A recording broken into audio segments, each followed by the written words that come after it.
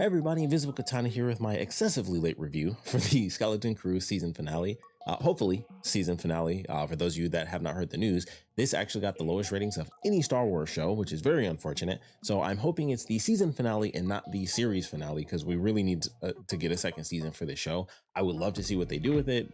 I mean, I don't know. All the big plans, movie stuff, Ahsoka season 2, there's been rumors about that. If they actually bring Natalie Portman back, that would be insane. But we'll see what ends up happening there. That might have to do with, the mother and father and all that good stuff. But we'll see what happens there. That's when that happens. For now, we have Skeleton Crew. Hopefully, just season 1 and not just like a mini series. But it does unfortunately have the lowest ratings of any Star Wars show, which definitely is because of the Acolyte. And it's just like Solo being destroyed because of what happened with The Last Jedi. And I'm still I almost had Darth Maul back in live action. He was right there and it was just taken from me. Ridiculous. So hopefully that doesn't happen again. I'm not as attached to this as I of course was with the return of Darth Maul in live action, but I really like this show. I think it should get a season 2. I would love to see what they do with Jod's character. We need more Neil, obviously, so they need to give us a season 2. But it was a really good season finale. I definitely enjoyed it. This will probably be quick because, for one, it's been like 2 weeks. I didn't even bother rewatching the episode. I was like, I just need to do this review so that I don't just not have a review for the finale. And I'm gonna just go off what I remember. So it won't be much because it's been like two weeks or so. But I love the episode. It was a really good finale. Definitely intense. It was like, all right, well, what's gonna happen? Jod, has his lightsaber out, and then it's like, oh, it seems intense, and then he's just like, okay, and he does like a little bow and everything, and he had the lightsaber ignited like it was his introduction and all that. And I was like, okay, that's a cool way to play it. And so he, gets the kids in trouble and all that, and it's like, all right, but I'm here to do this. Obviously, the parents believe him because it's like, why wouldn't they? They don't really know. But I love the way everything played out, where it's like, all right, why don't the kids get reprimanded in this? Like, everybody go home. But hey, let's take Fern. She was obviously talking to her mom. It's like, well, why doesn't she come with us? To see like the overseer. I always say overseer. That's a Fallout thing. I forgot what they actually call him, but I'm going with overseer because of Fallout. And so it's like, all right, let's see how this ends up playing out. Because of course it was the big mystery. It was like, well, what is going on with this planet? Who knows what? Who doesn't know what? Like, who is this great leader? What is the grand designer, the great artwork or whatever? And we go up to this tower. And they walk in and it's just empty. And not only empty, but it's been empty clearly for a very long time. Like, no one's been up there. Obviously this AI can just run itself because no one's been up there to even check. Like, it's just dusty on all the components. And Jod walks in, is like, is it abandoned? It's like, oh no. And it was interesting where it was like, I would assume Fern's mom of course knew that it was a computer, just a droid, a giant droid running, the entire planet pretty much, which is still so interesting because they're on the whole planet, which is, I mentioned in my last review, is like so tiny inside of that giant storm they made. Is like, the storm is huge and then their planet is actually very small comparatively speaking. But it was very interesting, them going in there. They definitely, 2001 Space Odyssey sort of deal. And I love the way it played out. But it's like, okay, it's a droid. Interesting, but also kind of makes sense. I know some people had theories that maybe it was the captain. I never once thought that it was the captain and he took over, even though they, I mentioned before, it was like, they don't say the time span, but it was like, clearly a ship crashed into a planet and then it literally had like the earth grow around, or the planet grow around it. So it was clear that was like over 100 years ago, but I never once thought that it would end up being the captain actually survived on that ship and then escaped and then ended up, kind of just going around, because he would have took Smee with them if that were the case. At least that that's what I would have thought. So I never even considered that to be an option, but I was like, okay, it's a droid, a very advanced droid AI system. And as they go through it, it's like, okay, Jod's doing his story and everything. And I love the way that it played out. I was like, cool. We'll get you your money. We'll get you your ship. If you can just clear up like one little thing real fast. It was like, see, that's crazy.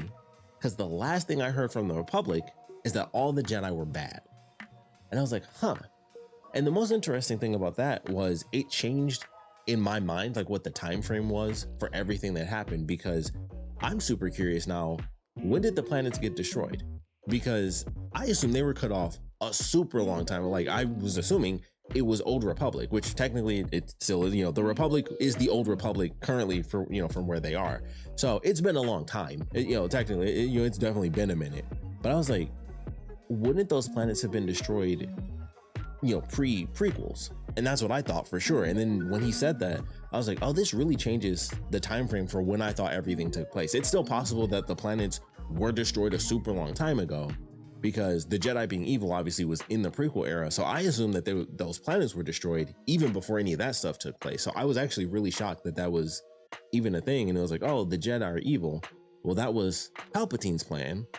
And he kept the planet hidden, and it's still Republic credit. But once again, the ship landing in, it was like, okay, well, when was the last time that happened? Because they made it seem like no one had been on the planet in like forever. They hadn't been visited. So obviously it was just very interesting, because I'm like, all right, they didn't know anything about what was going on the outside. And I still have the question of, does Fern's mom know? Like, she knew who the leader was and everything. She knew that it was just a big droid. But does she know what's going on throughout the rest of the world?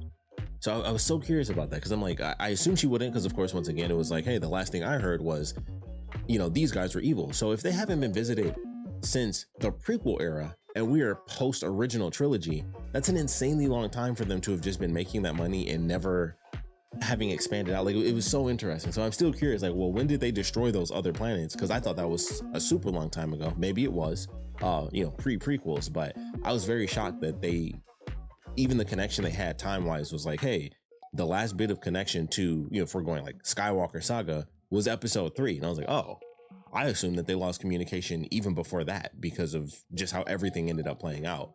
So I was kind of surprised by that one, that was the era of when things kind of got cut off for them. Because I'm like, well, that's still an insanely long amount of time for them to have just never been visited. And they just, you know, I guess you don't question the leaders, the giant droid. You don't question, like, you know, what's happening. You just make the money and do what you do. So still weird. I thought that was definitely interesting, because I'm like, huh, it changes up the time frame. Once again, season 2 stuff. When did those planets actually get destroyed? You know, all sorts of questions that we could have answers to potentially in the second season. But all of that was really cool. And it was like, you know, so are you either lying about being a Jedi, or are you lying about being, you know, from the Republic, or whichever one it was? So I thought that was really cool. And then of course, everything goes crazy. The ship still ends up coming in, and it was really weird. It was not what I was expecting. I was like, okay, you know, they might come in and whatever. Jod destroys the droid, has everything taken down, and then his ship comes in, and they are just laying, like, I wasn't, you know, I knew he said begin the invasion. But in my head, I still wasn't thinking, all right, giant ship comes down and they just start blasting little suburban Star Wars streets. I was like, oh, they're just killing people just because, like, they're not going to do anything. Like, they got like the droids, and that's about it. Like, their CCTV droids don't really even seem that powerful. They did show some with weapons in this episode, which I'm pretty sure was the first time we saw that. Like, even in the last one, they didn't do that. They were only in that, like, the main room as like security for, of course, like the advanced droid that ran the whole planet. So I was like, okay, well, that's cool. You know, you actually see the weapons and stuff. But other than that, I'm like, nobody's fighting back. Like, that's not what they do here. And they're just destroying this place. I was like, this seems a little excessive. Like, you could just have the people work for you. Like, he was like, you know, I don't want to kill anybody. And he's like, you know, you can go about your day, work for me.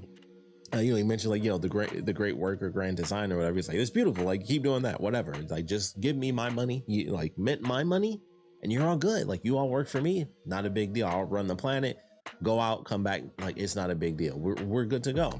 But they were blasting people for a hot minute there. And then of course, things end up panning out the way that they do. They end up taking down the shield. They do actually end up calling in the X-Wings, and that was cool. I do wish, and I'm sure a lot of people said the same thing, I was like, just Zeb would have been super cool. Just like a quick little moment, like, hey, Zeb, that would have been really sick. I would love to have seen that, because obviously, you know, who knows what to expect as far as going into the Thrawn stuff, and like how often should we expect Zeb? Like, that's a lot of work, because he's a full CG character. I don't know if they'll decide to figure something out as far as like making a really realistic suit for him, but they already decided to go full CG.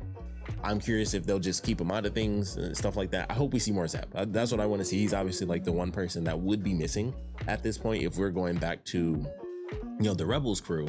I mean, well, not counting Sabine, obviously she's off with Ahsoka, but if we're going with them as far as whatever ends up happening with Thrawn, I'm like, well, you can't just leave out Zeb because he costs a bunch of money for CG. Like, just make a costume. Like, if it looks technically worse, whatever, make it look like Zeb and give us Zeb.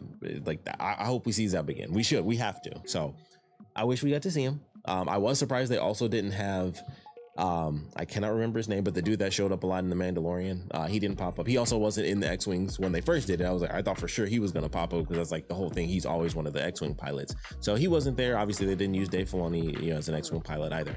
So, you know, no one, as far as cameos, they completely kept all of that stuff away. But I was like, all right, you know, they bring the X-Wings in. Obviously they take down the pirate ship.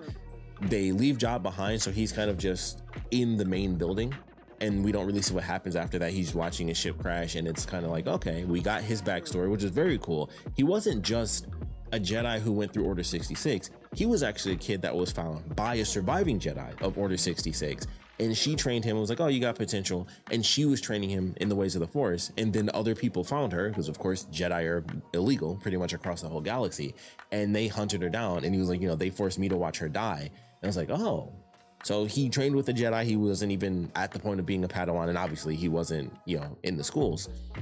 So I thought that was pretty cool, and it was like, that was his introduction to the Force, and also what made him kind of flip. He was already poor, and it was like, oh, I have someone to look out for me, and then I had to watch her die in front of me, and it made him extra dark, where it was like, okay, this is how I have to survive. And he used what little he had of the Force to kind of go about doing that. I was personally happy with that. Of course, the whole thing of people being like, what if he's using magnets and stuff? I'm like, I really don't think so. Of course, that ended up not being the case. Thank goodness, because honestly, I would have been pissed if that were the case. But fortunately, it was not the case. He does actually have the Force. He's no Jedi, but he did learn from someone who used to be, until unfortunately she passed away. I heard that they actually did film it and they deleted that. I don't know if that's true, or they filmed all of it, or how far that came along, but you can look into that and get some extra behind the scenes stuff. But I remember seeing something about that. I just didn't look into it, but I thought it was a great story, and it was unfortunate and dark, and another Order 66 moment. Well, technically it was after Order 66, but it was an element of that, of course, with him having the Force. Had it not been for Order 66 and Palpatine and all that stuff, he could have potentially just been an actual Jedi at some point. So it was definitely an interesting little moment to officially get his backstory. Like, all right, this is the deal. This is why I have the Force. This is what happens with Jedi and this and that. Like, it doesn't matter. The Jedi aren't all powerful. They can also be captured and hunted down and taken down as well. So, let that dream die. So I like the way they handled that. And of course he loses and everything. And Wim does call out to him at the end when they get on the elevator, and he just stays and watches his ship crash. And that's all we see of him. Like, he's just kind of gone. So once again, hopefully season 2, we end up seeing something happen with him and his trajectory going from the character that he was to what he can become and be a better character, stuff like that. So I'm excited to see where it goes. I hope it goes somewhere, for sure. I definitely hope it goes somewhere. But I love the finale. Of course, they had the moment where it was like, 2B might be dead. I was like, I just wasn't concerned about that. I'm like, she's not going to be dead. Although that was another great moment for Jod, where it was very clear the whole episode he did not want to kill anybody, especially the kids, where it was constantly like, don't do this, don't do that, please stop it. And Wim, I love the fact that Wim looked at the lightsaber and then turned it on, and Jod could have taken him down. He could have done something. If it got extra dark, he could have used the Force and just pushed the lightsaber back, and boom, kid's dead. But as soon as he struck the lightsaber, he just threw his blaster to the side. And I was like, he really doesn't want to hurt these kids. And like constantly, he was just like, I don't want to do this. Please, basically, like, stop effing with me. But he wouldn't take it. He wouldn't take it to fuck them kids level. But he wanted to, but he just couldn't do it. And I was like, okay, that was that clear moment where like he does have a line. He'll kill a bunch of adults, no big deal. But he won't kill these kids. Maybe because they're just kids. Maybe because he spent time with the kids. Who's to say? But either way, he really, really didn't want to. And it was very clear that he was upset when he thought that 2B actually did end up dying. 2B is from a video game. But I thought that was cool. I was like, all right, once again, if we get a season 2, we'll see where that takes place. But he cared. He definitely cared. And I like the little moments in there where like he's super frustrated, but he just couldn't do it. Like he could have, but he wouldn't. So I was like, all right, that's them being like, he's not the worst dude ever. He's just a bad dude. And if you saw the movie The Bad Guys, they can be good too. Great film if you haven't seen it. It's actually amazing. But we'll see what happens if we get a season 2. They end on a very hopeful note with Wim actually looking up at the X-Wings and stuff flying over. And it's just like that infinitely like whimsical ending where it's just like, boom. He sees the X-Wings officially save his whole planet. They call him and his friends, called him in. Everyone's happy and alive, aside from the bad guys, of course. And things just worked out. And that's just how they ended. It's just like he's looking up, he's excited. It's like that's going to push him to officially, of course, join the rebellion. And well, at this point, the new whatever name they made up for it, which is just going to obviously crash because we know the sequels. But whatever name they came up with, that he's going to join that or attempt to in the future. And I was like, okay, it was a nice, just hopeful ending, and it just ends. Like they don't do like this is what happened. They don't do a time skip like a week later or a month later, and the integration of Ad-Aden into the wider Star Wars universe, and then learning about everything that's happened since the prequel era. all the way to now. So once again, hopefully all of that would be season 2 stuff. They could do the big time skip a year later, and it's like, man, I can't believe everything is so insanely different now because of what happened, and learning about the galaxy, and like the whole planet pretty much learning about the galaxy. So I'd love to get a season 2. I think this was a really fun show. Of course, it's more in the kid era, but they definitely had some dark stuff, especially Jod when he went full dark, and his moments just skirting on the edge of being like, I can be more violent, but he just doesn't want to hurt the kids. So I love how they did that. And definitely the people that did die, you know, like they killed a couple of people, like when they were on the spa planet and the pirate crew comes in and is like, hey, we're a peaceful planet, and they just blew up 2 ships like it was nothing. I was like, they didn't have to do that. It was like, we're peaceful, we'll just bring you in, whatever you want. Boom, boom, killed them both. It was like, that was messed up. They just killed them. That was it. They just pirates. That's what they do. So definitely a great show, had its darker moments. And if we do, you know, get the ability to see a season 2, I would love that. And we'll see if they go darker. There was no, I do have to say this, everyone was talking about it. I didn't lose my mind over it, but I can understand. I understand. We didn't get Hondo. It is kind of crazy. Like, as crazy as it is, they don't always have to have a reference. But let's be honest, it's not like if you threw a Hondo in there, that it would be like, oh my God, cameos out the wazoo. Like, he's the one character that could get a cameo, and it's like, dang, they did Hondo? Like, no one would ever really expect it, because, like, you know, we care about Hondo, but like, who cares about Hondo, you know? It was like, in a pirate show, yeah, it's a little unfortunate we didn't get him. Of course, like I said, would love to have seen Zeb as far as the X-Wings are concerned, but in a show about full-on pirates, season 2, hopefully, not having really the most famous pirate that we got, Hondo Ohnaka, it's a little nuts. It's a little nuts, but they had their story to tell. They don't have to do, you know, big cameos or any cameos whatsoever, which they didn't in this show. So I thought that was actually really cool. I'm fine with it, but it is definitely one of those things where it's like, dang, of all the things, just that super deep cut, because no one would know. But also, if you do Hondo, he has to be like in a whole episode. Like, I feel like Hondo is just that character where like he can't pop up and then it's just like, all right, he's in and he's out. Like, just personality wise, it would be too weird to have him for like half a second. So if we get a season 2, I think they could easily do that. There's a million ways Hondo could show up. Honestly, it wouldn't even have to be Skeleton Crew. That's just, you know, the pirate thing. But with everything they've done, the Rebels crew is back. The Rebels crew is back. They could easily do that. I don't think Hondo is going to show up in Ahsoka, because he'd have to go to another galaxy. But the rest of the Rebels crew is back in, you know, the regular Star Wars galaxy. So it's like, he could show up there easily. They could just be like, hey, let's call this dude that we know, and he can get us some stuff if we need help. Boom, Hondo Ohnaka. So I'm sure we'll still get him somewhere down the line. We got to get Hondo. He's got to be in there. I know the Cal Kestis thing is like a big deal. I just don't know how they would play that, because of course the time difference between the games and then where we are now post original trilogy, that's a decent chunk of time. Like, he would look like a totally different person. So I don't know if they would do like, you know, slightly older guy makeup. I don't know, but at some point maybe we'll see him. We got the BD droid in I think that was Book of Boba Fett. I think it was in like the Mandalorian episodes of the Book of Boba Fett, and that was like the coolest thing in the world, because BD1 is my favorite droid in Star Wars. So I was very happy about that, and we'll see what happens going forward as far as whatever they introduce in like the third, you know, Jedi game, and then if they kind of try to roll that into some of the live action stuff before those movies come out, whatever the timeline really is for all of that stuff, we shall wait and see. But I hope we get a season 2. We got Andor coming up, that'll be great, but I hope this gets a season 2 as well, and we just kind of have to wait and see. But I would love to know your thoughts on all things Skeleton Crew, the whole series, but of course the finale. What'd you guys think of the way that it ended, the invasion of the planet, the way the kids helped out and, you know, basically, you know, saved their whole planet, brought in the X-Wings and all that stuff? I would love to know your thoughts on that. Also, Smee did come back. I did mention that. I was like, they'll probably rebuild him. He totally came back, so that was nice too. But we'll love to know your thoughts on all things Skeleton Crew, so please put your comments down in the comment section below, and of course, thanks for watching.